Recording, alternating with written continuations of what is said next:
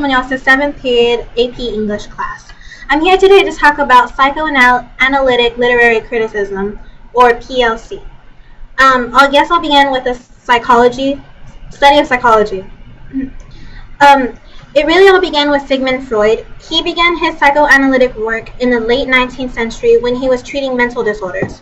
He allowed his patients to vocalize their problems so he could treat them. Freud realized that behavior is based on a person's unconscious thoughts. Freud's theories of the id, ego, and superego are often called his best contributions to the field of psychology. The id, ego, and superego all have a part in shaping a person's actions and mannerisms. The id, simply put, is like a baby. A baby will cry when it is hungry, and it has no regard for what the mother is doing, or if the mother simply cannot tend to the baby. The id focuses on instant gratification. On the opposite end of the spectrum, the superego is a part of the mind that uses written or unwritten rules to pass judgment on itself or others. Take, for example, a self-righteous teenage girl in the Above the Influence Club. She refuses to talk to anyone who drinks beer. The superego condemns anyone or anything that goes against its beliefs. In the middle is the ego. The ego balances the id and the superego in terms of reality. The ego is like a wise old man.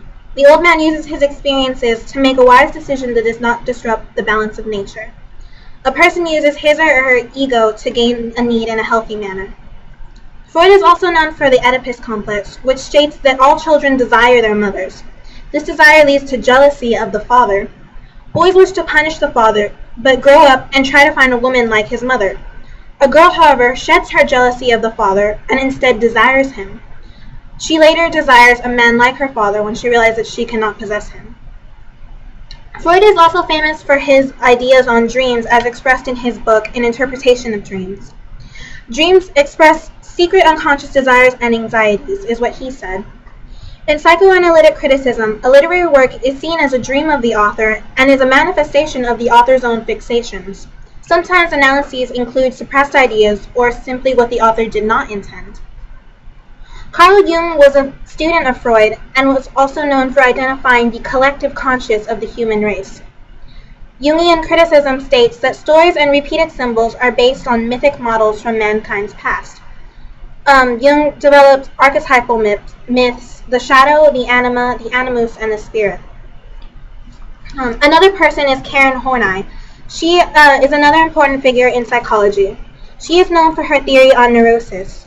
Unlike the others, Horney blamed neurosis on indifferent parents as opposed to abusive or neglective parents. She named 10 neurotic needs that all people need but are distorted to neurosism. For example, the need for affection, power, and perfection. These needs are broken down into 3 broad coping strategies, which are compliance, aggression, and withdrawal. A neurotic will become anxious if a need cannot be met and consequently will make a certain need an obsession.